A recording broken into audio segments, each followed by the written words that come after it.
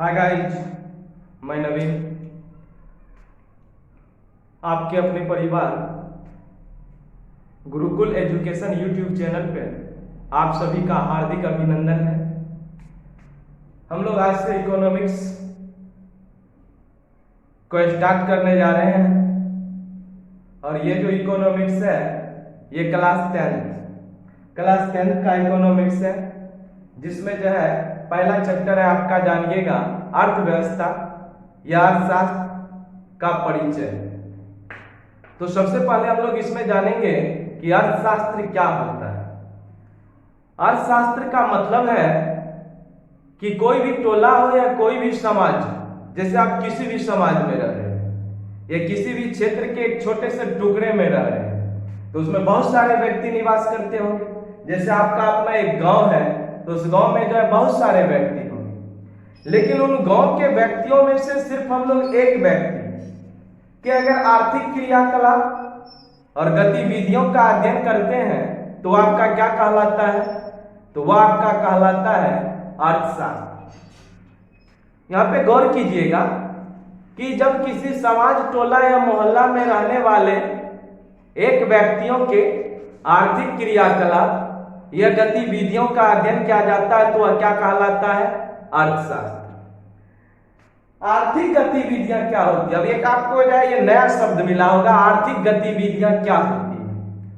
आर्थिक गतिविधियां का मतलब है कि वह व्यक्ति कौन सा काम करके रुपया कमा रहा है, उसका रहन सहन कैसा है, इन सभी के बारे में जानना। और ये जो अर्थशास्त्र है, अर्थशास्त्र के जनक के बारे में पूछा जाता है कि अर्थशास्त्र का जनक किसे कहा जाता है, तो अर्थशास्त्र के जनक जानिएगा एडम स्मिथ को कहे जाते हैं। इस बार बिहार बोर्ड पूछा था कि अर्थशास्त्र पुस्तक के लेखक या अर्थशास्त्र पुस्तक के रचनाकार कौन है। तो अर्थशास्त्र पुस्तक के जो रचनाकार है वह जानिए कि चंद्रगुप्त मौर्य, सुने होंगे ना, मौर्य वंश के जो संस्थापक थे। तो चंद्रगुप्त मौर्य के जो गुरु एवं प्रधानमंत्री थे जिसका नाम था चाणक्य, चाणक्य द्वारा जानिए कि अर्थशास्त्र पुस्तक को लिखा गया। जबकि क्वेश्चन अगर पूछा जाए अर्थशास्त्र के जनक किसे कहे जाते हैं, तब एडम स्मिथ को लगाना है। और इस चाणक्य को हम लोग कोटिल, विष्णुगुप्त, ध्रुव कई नामों से जानते हैं। तो आप पहले इसका परिभाषा नोट कीजिए और दो ऑब्जेक्टिव नोट कीजिए। तो सबसे पहले आपका निकल कर आता है अर्थशास्त्र। आप लिख सकते हैं किसी समाज, गांव, टोला में निवास करने वाले जब एक व्यक्ति के आर्थिक क्रियाकलाप या गतिविधियों, आर्थिक क्रियाकलाप या गतिविधियों का अध्ययन किया जाता है। परिभाषा पे गौर कीजिए, यहां लिखा हुआ है किसी समाज, गांव, टोला में निवास करने वाले जब एक व्यक्तियों के आर्थिक क्रियाकलाप या गतिविधियों का अध्ययन किया जाता है तो क्या कहलाता है, अर्थशास्त्र। अगला पॉइंट आप नोट कर सकते हैं, अर्थशास्त्र के जनक, अर्थशास्त्र के जनक, तो इसमें आपको लगाना है एडम स्मिथ, एडम स्मिथ। दूसरा आपको नोट करना है अर्थशास्त्र पुस्तक के रचनाकार। तो अर्थशास्त्र पुस्तक के रचनाकार कहिए, रचयिता कहिए या लेखक कहिए, तो उसका क्या नाम था, चाणक्य। तो अर्थशास्त्र के जनक एडम स्मिथ, अर्थशास्त्र पुस्तक के रचनाकार चाणक्य। तो इसका स्क्रीनशॉट लीजिए। चलिए अब आपका दूसरा पॉइंट निकल कर आता है अर्थव्यवस्था क्या है। अभी आपने समझ लिया कि अर्थशास्त्र किसे कहते हैं, तो अब यहां पे समझिए कि अर्थव्यवस्था क्या है। अर्थशास्त्र में आपने पढ़ा था कि जब एक व्यक्तियों का, लेकिन अर्थव्यवस्था में आपको पढ़ना पड़ेगा कि जब किसी भी गांव की चर्चा करते हैं तो उस गांव में रहने वाले सभी व्यक्तियों, या देश की चर्चा करते हैं तो उस देश में रहने वाले सभी व्यक्ति। तो आपको लगाना है कि जब किसी देश, समाज, किसी गांव में रहने वाले सभी व्यक्तियों के आर्थिक क्रियाकलाप या गतिविधियों का अध्ययन किया जाता है तो आपका क्या कहलाता है? अर्थव्यवस्था कहलाता है। तो पूछा जाता है दुनिया की सबसे बड़ी अर्थव्यवस्था किसकी है? तो दुनिया की सबसे बड़ी अर्थव्यवस्था अमेरिका की। दुनिया की दूसरी सबसे बड़ी अर्थव्यवस्था किसकी? तो चीन की। और भारतीय अर्थव्यवस्था का विश्व में जो स्थान है वह कौन सा है? तो आपका जानिए कि छठा है। लेकिन 2019 में जानिएगा कि भारतीय अर्थव्यवस्था का विश्व में जो स्थान था वह था 5वां। लेकिन 20 और 21 में जानिए कि ये जो कोरोना महामारी था, कोरोना महामारी के कारण जानिए कि हमारी जो अर्थव्यवस्था है वह नीचे खिसक गया है। तो अभी पूछेगा तो कितना स्थान? तो अभी छठा लगाना है, ठीक ना। तो चलिए इस पॉइंट को जो है नोट कीजिए। सबसे पहले आपको पढ़ना पड़ेगा अर्थव्यवस्था। जिस तरह से आपने अर्थशास्त्र पढ़ा उसी तरह से अर्थव्यवस्था। ये परिभाषा इस बार पूछा है, इसीलिए आपको नोट करना और इसका जो है अपने ध्यान में जो इनको रखना है। तो अर्थव्यवस्था तो आप लिख सकते हैं जब किसी देश या गांव या समाज में रहने वाले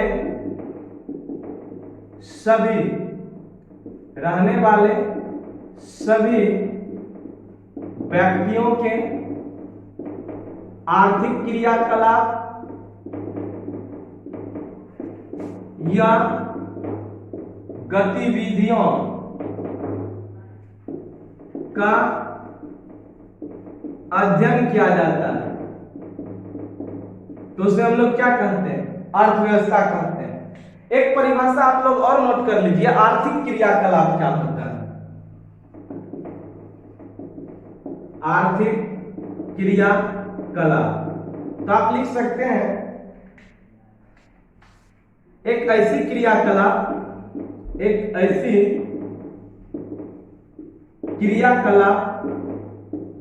जिससे आपको आय मतलब इनकम की प्राप्ति होती है क्या कहलाता है? आर्थिक क्रियाकलाप। तो इसका आप स्क्रीनशॉट लीजिए।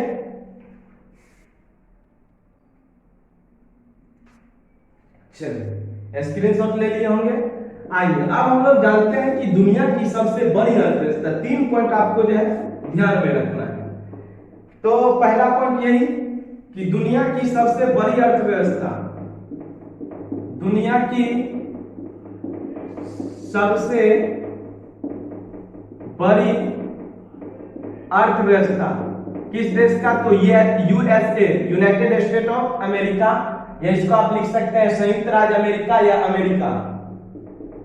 दूसरी सबसे बड़ी अर्थव्यवस्था, दूसरी सबसे बड़ी अर्थव्यवस्था तो आपको लगाना है चीन।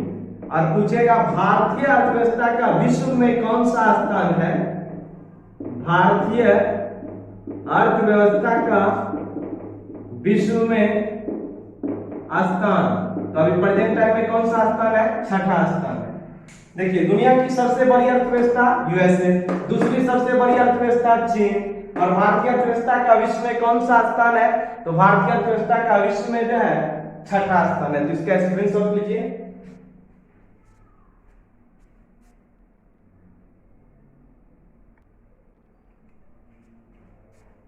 चलिए स्क्रीनशॉट ले लिए होंगे। आइए अब हम लोग जानेंगे कि अर्थव्यवस्था वास्तविक में कितने प्रकार की होती है। अगर हम लोग अर्थव्यवस्था की प्रकार की चर्चा करने लगे तो अर्थव्यवस्था के 3 प्रकार होते हैं। मतलब अर्थव्यवस्था जो होते हैं उनके जानने की 3 भाग होते हैं। एक होता आपका समाजवादी अर्थव्यवस्था, एक होता आपका पूंजीवादी अर्थव्यवस्था, और एक होता आपका मिश्रित अर्थव्यवस्था। तो हम लोग एक एक करके पढ़ेंगे कि समाजवादी अर्थव्यवस्था क्या है, पूंजीवादी अर्थव्यवस्था क्या है और मिश्रित अर्थव्यवस्था क्या है। अगर हम लोग लोग चर्चा करें समाजवादी अर्थव्यवस्था की, तो ये कहता है जब किसी वस्तु के उत्पादन एवं वितरण पे, आप जानते हैं कि जहां वस्तु का उत्पादन हो रहा है तो वहां से बेचने का भी काम किया जाएगा, तो बेचेगा तो वितरण होगा। तो जब किसी वस्तु के उत्पादन एवं वितरण पर या तो केंद्र सरकार का नियंत्रण ले या तो राज्य सरकार का नियंत्रण ले, लेकिन उसका कोई भी उद्देश्य जानिएगा कि समाज के कल्याण के लिए हो, तो वह अर्थव्यवस्था कौन सी अर्थव्यवस्था कहलाएगी? समाजवादी अर्थव्यवस्था। और समाजवादी अर्थव्यवस्था को पहली बार कौन सा देश अपनाया था? तो ये बात आपको याद रखना है कि इसको पहली बार जो है रूस अपनाया था, ठीक है ना। तो एक बार पुनः परिभाषा को जानिए कि ऐसी अर्थव्यवस्था जिसमें वस्तु के उत्पादन एवं वितरण पर या तो केंद्र सरकार का नियंत्रण हो या तो राज्य सरकार का नियंत्रण हो, लेकिन इनका मुख्य उद्देश्य जानिएगा समाज के कल्याण के लिए हो, तो यह अर्थव्यवस्था कहलाती है आपकी कौन सी? समाजवादी अर्थव्यवस्था। और समाजवादी अर्थव्यवस्था को पहली बार कौन सा देश अपनाया था? तो अपनाया था आपका जानिएगा रूस, ठीक। तो इसको नोट कीजिए, पहला पॉइंट वही लिखिएगा, अर्थव्यवस्था के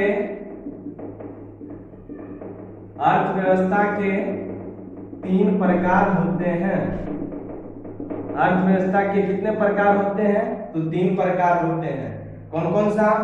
तो एक एक करके हम लोग चर्चा करेंगे। पहला जो है समाजवादी अर्थव्यवस्था। तो इसमें आप लिख सकते हैं ऐसी अर्थव्यवस्था जिसमें वस्तु के उत्पादन एवं वितरण, जिसमें वस्तु के उत्पादन एवं वितरण पर केंद्र सरकार या राज्य सरकार का नियंत्रण हो तथा उसका मुख्य उद्देश्य समाज के कल्याण के लिए हो, ठीक। वैसी अर्थव्यवस्था जिसमें वस्तु के उत्पादन एवं वितरण पर केंद्र सरकार या राज्य सरकार का नियंत्रण हो तथा उसका मुख्य उद्देश्य समाज के कल्याण के लिए हो,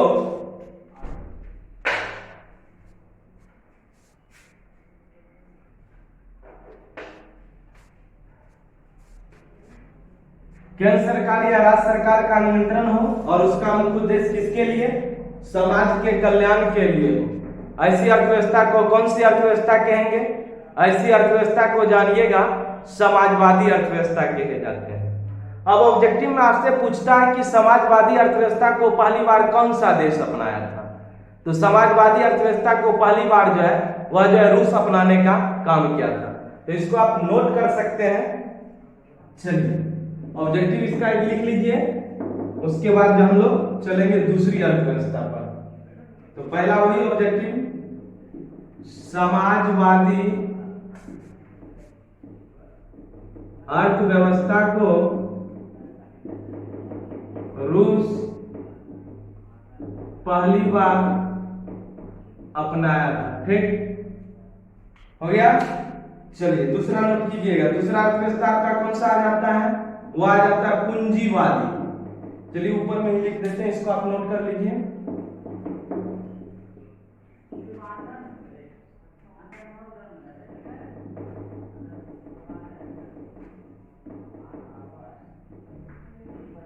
पूंजीवादी अर्थव्यवस्था, तो इसके परिभाषा में आप लिख सकते हैं, पहले इसको समझिए। समाजवादी अर्थव्यवस्था में अभी आप पढ़े थे, ऐसी अर्थव्यवस्था जिसमें वस्तु के उत्पादन और वितरण पे किसका अधिकार रहता था या नियंत्रण रहता था? केंद्र सरकार या राज्य सरकार का। लेकिन जान गया कि ये जो अर्थव्यवस्था, इस अर्थव्यवस्था में जान गया कि किसी निजी व्यक्तियों का नियंत्रण रहेगा, और निजी व्यक्तियों का जो नियंत्रण रहेगा इसका मुख्य उद्देश्य रहेगा अधिक से अधिक लाभ कमाना। मतलब जान गया कि जब आप व्यापार करते हैं तो व्यापार में जान गया कि मुनाफा होना चाहिए। तो जो पूंजीवादी अर्थव्यवस्था, पूंजीवादी अर्थव्यवस्था समाज के कल्याण के लिए काम नहीं करती है, बल्कि जान गया कि निजी लाभ कमाने के उद्देश्य से जो है वह जान गया कि काम करती है। तो आपको लिखना है ऐसी अर्थव्यवस्था जिसमें वस्तु के उत्पादन एवं वितरण पर या तो जानिएगा निजी व्यक्तियों का अधिकार हो, वैसी अर्थव्यवस्था को हम लोग कौन सी अर्थव्यवस्था कहेंगे? पूंजीवादी अर्थव्यवस्था। और पूंजीवादी अर्थव्यवस्था को पहली बार कौन सा देश अपनाया था? तो अमेरिका जो है इसको अपनाने का काम किया था। तो चलिए नोट कर लीजिए,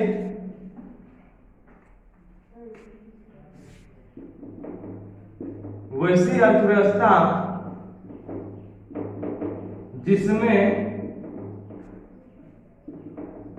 वस्तु के उत्पादन एवं वितरण पर, जिसमें वस्तु के उत्पादन एवं वितरण पर निजी व्यक्तियों का नियंत्रण हो, उसे पूंजीवादी अर्थव्यवस्था करते हैं। और उसका मुख्य उद्देश्य अधिक से अधिक लाभ कमाना होता है। और इसमें लिख लीजिएगा पूंजीवादी अर्थव्यवस्था को पहली बार अमेरिका ने अपनाया था। ठीक, चलिए इसको नोट कर लिए होंगे। आइए अब आपका तीसरा जो अर्थव्यवस्था बचता वो बचता आपका जान गया कि मिश्रित अर्थव्यवस्था। मिश्रित अर्थव्यवस्था का मतलब क्या है? अगर हम लोग समाजवादी अर्थव्यवस्था को मिला दें और पूंजीवादी अर्थव्यवस्था को मिला दें तो उसे क्या कहे जाते हैं? मिश्रित अर्थव्यवस्था कहे जाते हैं। तो मिश्रित अर्थव्यवस्था को पहली बार किसने अपनाया था? इसको जो पहली बार जो अपनाया था जानिएगा फ्रांस कब अपनाए थे? तो 1948 ईस्वी में। अभी प्रेजेंट टाइम में भारत की अर्थव्यवस्था कैसी है? तो मिश्रित अर्थव्यवस्था है।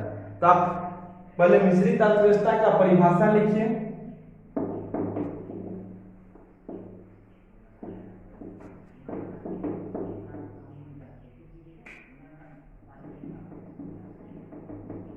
मिश्रित अर्थव्यवस्था लिख सकते हैं वैसी अर्थव्यवस्था जिसमें समाजवादी एवं पूंजीवादी दोनों का सम्मिश्रण हो, उसे मिश्रित अर्थव्यवस्था कहे जाते हैं। ठीक, और लिखिएगा मिश्रित अर्थव्यवस्था को पहली बार कौन सा देश अपनाया था? फ्रांस। अगला पॉइंट आपका बनता है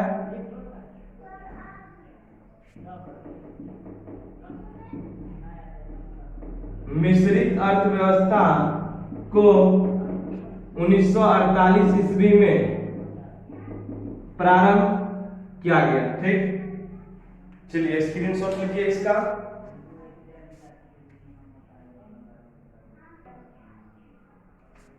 अब एक क्वेश्चन यह भी पूछा जाता है आपसे कि वर्तमान समय में भारतीय अर्थव्यवस्था जो वह कैसी है?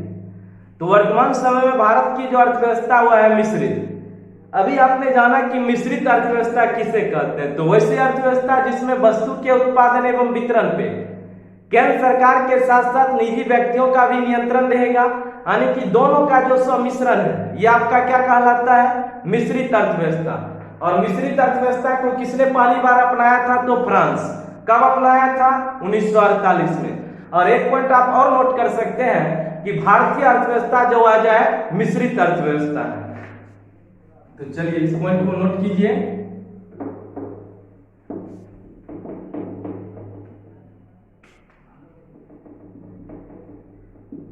भारत की अर्थव्यवस्था कैसी है? तो कैसी है?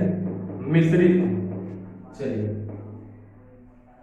अब यहां पर हम लोग जानेंगे, एक होता है विकसित और एक होती है विकासशील। कभी कभी यह भी पूछा जाता है भारतीय अर्थव्यवस्था है, ऑप्शन में आपको मिश्रित नहीं मिलेगा, ऑप्शन में आपको मिलेगा विकासशील, विकसित, दोनों, इनमें से कोई नहीं। तो सबसे पहले हम लोग जानते हैं कि यह विकासशील क्या और विकसित क्या है। विकासशील और विकसित जो है ये अगर किसी पे निर्भर करता है तो राष्ट्रीय आय पर निर्भर करता है। मतलब जिस देश की राष्ट्रीय आय अधिक होती है उस देश की जो अर्थव्यवस्था होती है वह कहलाता आपका कौन सी अर्थव्यवस्था, तो वह कहलाता आपका जान गया कि विकसित अर्थव्यवस्था। लेकिन जिस देश की राष्ट्रीय आय जान गया कि जो कम होती है या निम्न होती है उस देश की अर्थव्यवस्था को हम लोग कहते हैं विकासशील अर्थव्यवस्था। तो मतलब राष्ट्रीय आय के आधार पर हम लोग जान गया कि अर्थव्यवस्था को कितने भागों में बांटते हैं, दो भागों में। एक होता है आपका विकासशील और एक आपका कौन सा होता है, विकसित होता है। तो विकासशील अर्थव्यवस्था का मतलब क्या, जिसकी राष्ट्रीय आय कम हो उसे हम लोग विकासशील या अल्प विकसित कह सकते हैं, और जिसकी राष्ट्रीय आय अधिक हो उसे हम लोग विकसित कह सकते हैं। जापान आपका एक विकसित अर्थव्यवस्था के अंतर्गत आता है, जबकि भारत जो है वह विकासशील अर्थव्यवस्था के अंतर्गत आता है। तो अगला जो आप हेडिंग दीजिएगा वे आपको यह देना है कि राष्ट्रीय आय, राष्ट्रीय आपका है दूसरा चैप्टर लेकिन इसमें आपको पढ़ा दिया जाएगा। तो राष्ट्रीय आय के आधार पर अर्थव्यवस्था के कितने प्रकार, तो दो प्रकार, कौन कौन सा, एक विकसित अर्थव्यवस्था और एक विकासशील अर्थव्यवस्था। तो चलिए हम लोग देखते हैं इसको।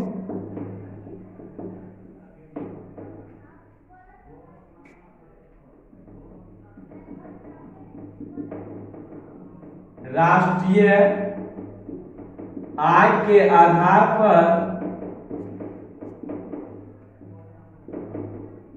अर्थव्यवस्था के कितने टाइप होते हैं, दो टाइप, कौन कौन सा, तो पहले हम लोग जानेंगे विकसित